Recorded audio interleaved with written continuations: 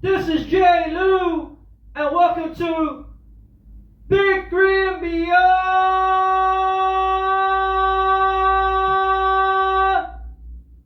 Man, I think I'm getting better with that every time, man.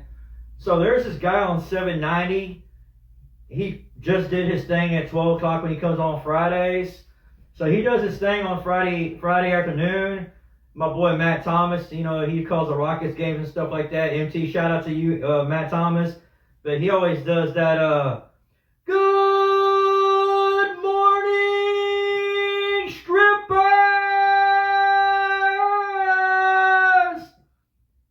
Anyways, I can't quite do it like he can. But anyways, hey, good afternoon, everyone. Happy Friday. Happy Friday, H-Town. Yeah, I know the weather's not that great, and we got a cold front coming. I think tomorrow it's going to be a little more chilly. We got more rain and everything. But anyways, definitely got a big weekend coming up here. Not so much college football, obviously, this weekend, except for the Army-Navy game. But also we got the Texans and the Jets this Sunday. And then we got the NFL Week 14, which obviously started last night. And then we're going to talk about the Rockets. So I'm going to talk about the Houston Rockets, since I really haven't talked about the Houston Rockets the last few shows, since there's been so much football going on the last few weekends. And then we're going to talk a little baseball, a little hot stove. We're going to talk a little what's going on with the Astros and everything. So anyways, just want to show you. I've had this for a while. I actually tried to sell it a while back. This the old Astros retro rainbow jersey. I'm gonna be honest, I like the Space City jerseys, but I love these old school Astro rainbow jerseys. This is a Mike Scott jersey. It's kind of big on me. It's a large. But anyways, let's go ahead and let's get to it. So the first thing obviously we're gonna talk about is the Texans and Jets coming up this weekend. I'm just gonna be honest with you. They're pretty much all must wins for Texans fans. I mean, if you really want to, besides, trying to win the division, if you're really trying to make some noise and, definitely get in the playoff mix, you definitely need to win these games, especially against teams you should win, especially this weekend against the Jets. Like I said, we're 3.5-point favorites on the road. Obviously, I don't want us to get too overly confident and all that and look past these Jets, because remember what happened with us in the Carolina Panthers a while back. We should have won that game. But it just goes to show you that anybody can win. And that's why they call it any given Sunday. So it has us 60% chance of winning against the Jets. So basically the main matchup is going to be the Texans offense against the Jets defense. Unfortunately, we know that Tank Dell's out for the season, and more than likely Nico Collins is going to have Sauce Gardner on him throughout most of the game, since he's the main receiver for us. So our other receivers are going to have to step up. Robert Woods, Noah Brown, John Mechie, and obviously our tight ends, Dalton Schultz, if he's able to play. He's probably not going to be 100%, or Brevin Jordan. So they definitely got to step up. And then we definitely we still got to get our running game going. I don't know why only 2 games this year, there's only 2 games we were able to get our running game going with Singletary.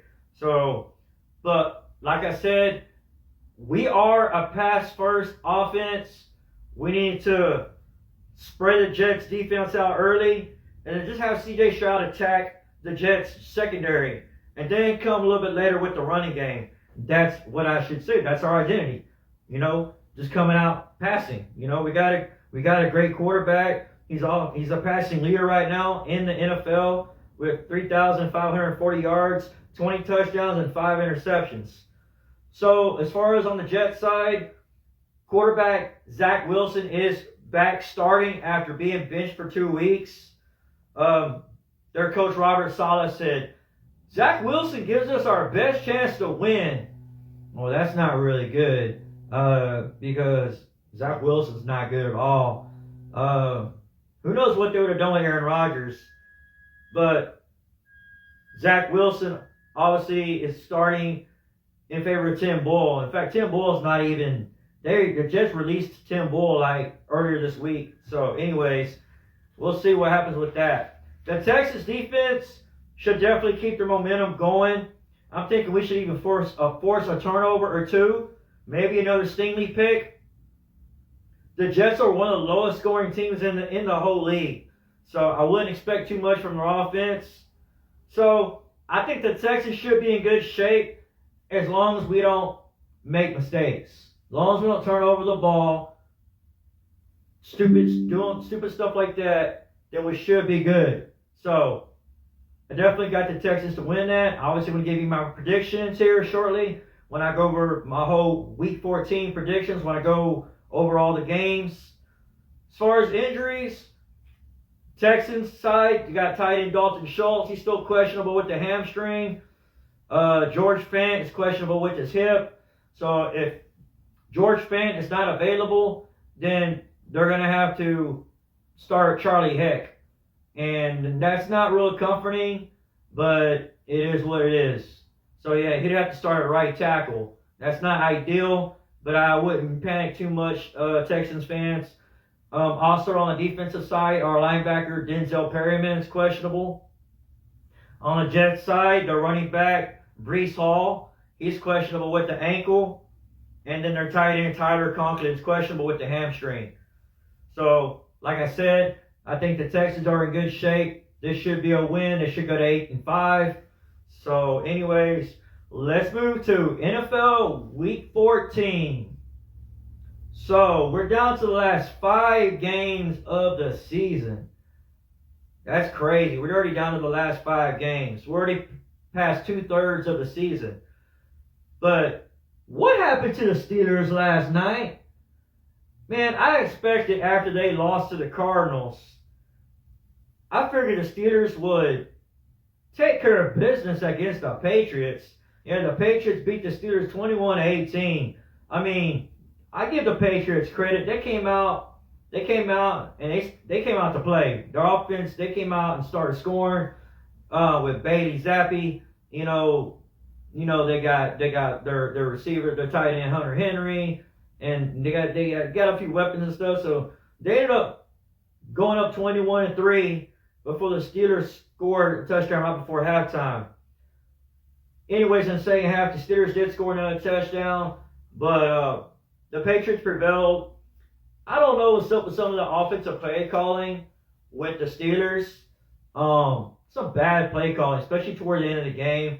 But let's be honest, they don't have a quarterback. They need a quarterback. Mitch Trubisky is not the answer, and Pickett is definitely not the answer either. So, anyways, let's go ahead. Let's go over my picks for Week 14. So these are all 12 p.m. CBS games. So we got the Texans at the Jets. We got the Texans favored by 3.5 points. The over-under is 33.5.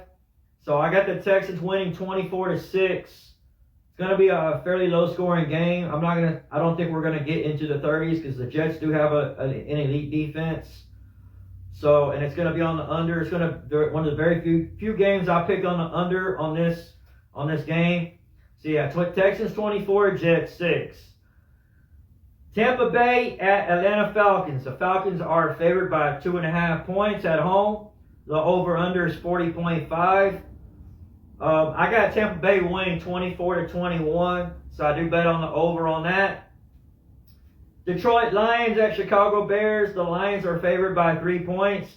The over/under is 42.5. I do got the Lions winning 27-17 on the over. So now we got the Colts at the Bengals. The Bengals are favored by 2.5 points. The over-under is 43.5. So I was definitely impressed with Jake Browning on Monday Night Football. I mean, the way they took care of business against the Jaguars, even though they did some boneheaded plays in that game, they kind of gift wrapped it a few plays, especially that dumb touchdown, that little lateral play. But anyways, I still got the Bengals winning 31-27 on the over. Jaguars at the Browns. The Browns are 3-point favorites. The over-under is 32.5. I'm thinking Trevor Lawrence is going to try to play, but obviously he's not going to be 100%. He's going to be hobbling. Obviously, the Browns don't have their main quarterback, but they still have a really, really good defense, even with Myles Garrett not being 100% with his issue. So I got the Browns winning in a close one, 20-17 on the over. All right, we got two 12 p.m. Fox games. We got the Panthers at the Saints. Saints are favored by 5 points. The over-under is 37.5. I got to roll with my Saints on this one. The Panthers, I mean, they're let's be honest. I'm not going to try to sugarcoat it. They're a terrible team right now. So I got the Saints winning big on this one, 34-13 on the over. Rams at the Ravens. Ravens are favorites by 7.5 points. Over-under is 39.5. This is kind of an interesting matchup. I think the Rams have been playing really, really good lately with Stafford, and they got a good running game, and they got Nakua, that rookie wide receiver, has been balling. So I don't think they're going to cover this one, 7.5 points. I know it don't seem like a lot, but I got the Ravens winning by a touchdown, 27-20 on the over. Okay, our 3 o'clock games are really 3 o'clock on Fox. 3:05, we got the Vikings at the Raiders. The Vikings are 3-point favorites. Over-under is 40.5. I got the Vikings definitely covering that one. And I got them winning 24-17 on the over. There is another game in that slot on Fox. We got the Seahawks at the 49ers. The 49ers are favored by 11 points. The over-under is 46.5. I got the 49ers winning fairly big on this one. I do think they're going to cover, even though that is a pretty good size spread. I got the 49ers winning 31-17 on the over. And then we got two CBS games at 3:25. We got the Bills at the Chiefs. Chiefs are favored by 1 point. Over-under is 48.5. So I'm going with the Buffalo Bills on this one. The Chiefs haven't been able to score in the second half. Buffalo's kind of got some momentum going. So I'm going to go with the Bills 27-24 in a close one on the over. Sorry about that, Jerry. I normally be going for the Chiefs, but I just don't. Their offense, man, is what I'm worried about. It ain't their defense. Broncos at the Chargers. Chargers are favorites by 2.5 points. Over-under is 43.5. Again, I got the road team on this one. The Chargers their passing defense has been atrocious. Russell Wilson and their offense has definitely been rolling. Their defense didn't get no turnovers from the Texans last week. I think they're going to have a few turnovers. They're going to create some turnovers against the Chargers. I got the Broncos winning 30-24 on the over. Sunday Night Football, we got the big one. Eagles at the Cowboys. The Cowboys are favored by 3.5 points.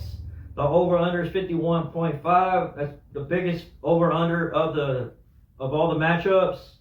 I got the Cowboys winning this one 34-24 on the over. I just think the Cowboys are rolling right now. It's just a matter of what are they going to do in the playoffs. That's the big question, right?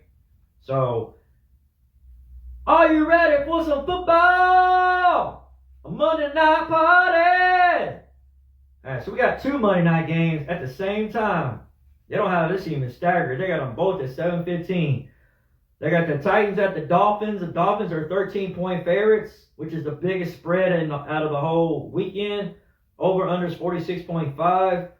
I got the Dolphins winning, but I don't think the Dolphins are going to cover with the 13 points.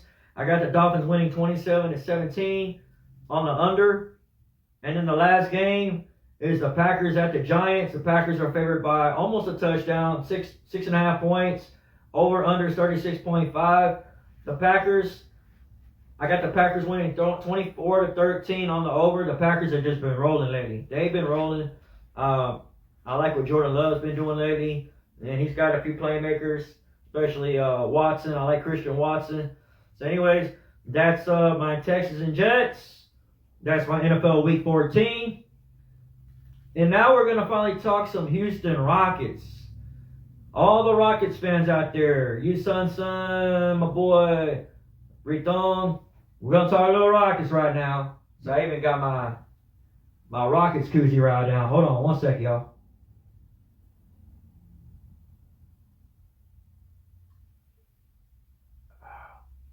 Yeah, I definitely need a little bit of beer right there. Okay, so the Houston Rockets, they are at 500 right now. They're 9-9. They're third place in their division, in Southwest Division, behind the Dallas Mavericks and New Orleans Pelicans. They have lost only one game at home, but they have not won any games on the road. So they're the opposite of the Astros this past year. The Astros couldn't win a game at home, or they're struggling at home, but they went on the road. So the Rockets beat the Thunder the other night, Wednesday night, and the OKC Thunder are like the second best team in the, well, they got the 2 seed right now. They got the second best record in the Western Conference right now. They beat the OKC Thunder 110-101. I really think the veterans are really making a difference. They're making a positive impact with the Rockets, with Dylan Brooks and Fred VanVleet, obviously along with the coach Ime Udoka. I think they're going to get better over the course of the season. My goal, I know what your goal is, the realistic goal, but I think if they at least make the playoffs, whether it's an 8 seed or 7 seed, I would expect them to be one of the top 4 seeds. Let's be honest. But if they can make the playoffs, at least make it, maybe just make it in there and be out in the first round or whatever. But who knows? Maybe they'll surprise and maybe they'll get to the semifinals, whatever. But I wouldn't expect too much right now unless they all of a sudden really, really get it going. I do like their defense. Their defense has definitely been much better than the last few years before we got these veterans and obviously this coach. And then there's obviously a lot less turnovers with these Rockets. Obviously, I always enjoy watching Alpi Şengün. And then Jalen Green has definitely been definitely more consistent. So they're going to play the Nuggets tonight again. They've been playing the Nuggets seems like every other game. So they're playing at Mile High. They beat them twice here, but maybe they could surprise everybody and win over there in Denver. But they haven't, like I said, they're 0-for on the road. And obviously Denver's one of the better teams in the Western Conference. And then they're going to play the Spurs on Monday night at home at Toyota Center. So anyways, the sky's the limit. I need to get to a Rockets game. Go Rockets. So I do got one more bullet point to hit, and it's the hot stove and the Astros. So the big news that happened the last few days is the Yankees. The Yankees made the big move. They acquired Juan Soto in a big 7-player deal from the Padres. So you knew the Yankees were going to do something. So they definitely got better with that bat in the lineup, next to Aaron Judge.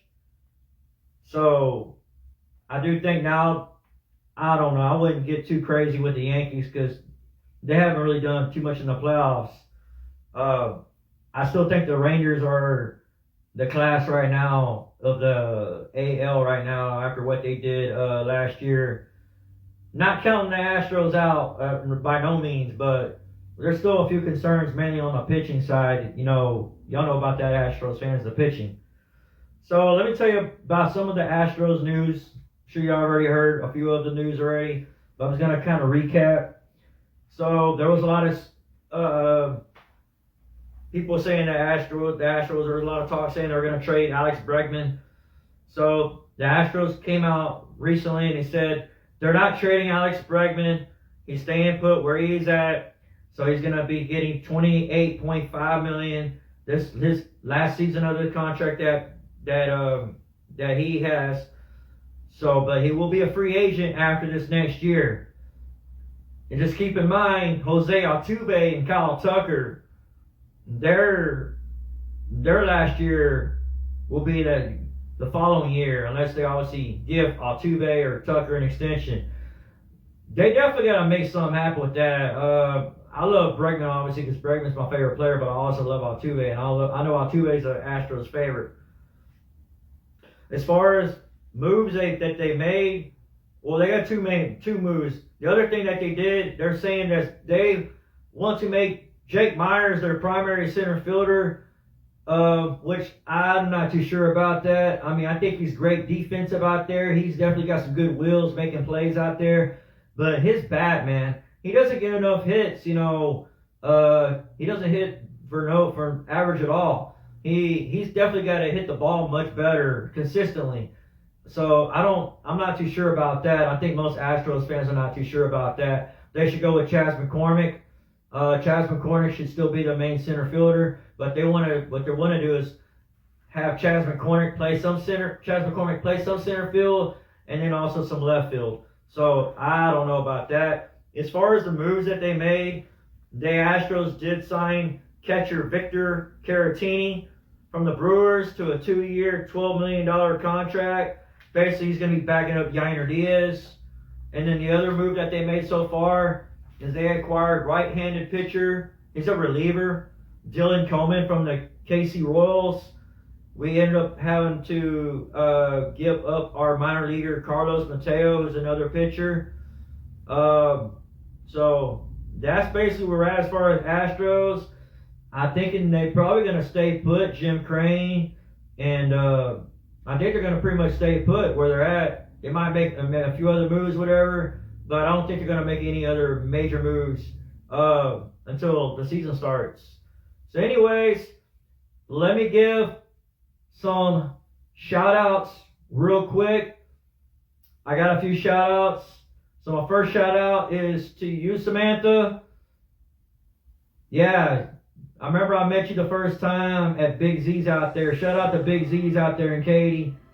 She said, you know what celebrity I look like? You know who I look like? I always get told. I'm like, who's that? Meghan Trainor. And then once she told me she looked like Meghan Trainor, I was like, oh yeah, you do look like Meghan Trainor. So anyways, shout out to you, Samantha. You've always been a fun person, cool to chill with. It's been a long time since we hung out. Anyways, happy birthday to you, Samantha. Have a great birthday weekend. And then my last birthday shout out is to my boy Cash Money. What's up, Cash?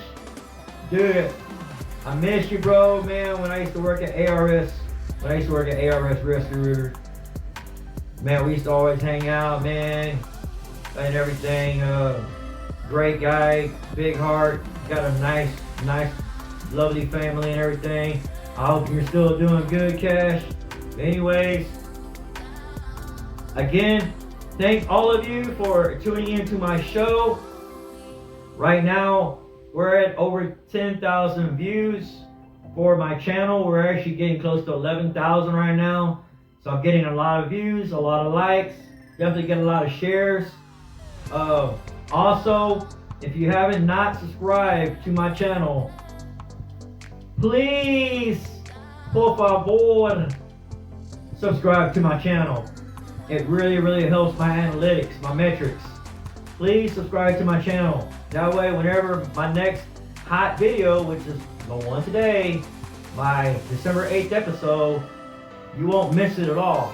Now, obviously, I'm going to edit and I'm going to put some short videos on there on Facebook and Instagram and all that. So I have Facebook, Instagram, and also one more thing. I do have SoundCloud. I have uploaded audio versions of my show. Nothing edited as far as short audio, but of the whole show. So anyways, go to check out my YouTube, my Facebook, my IG, and also my SoundCloud. Again, I appreciate all of y'all. Go Texans, go Rockets. Man, I love all y'all, man. Y'all have a great weekend. And shoot, H-Town, I'm out. Peace.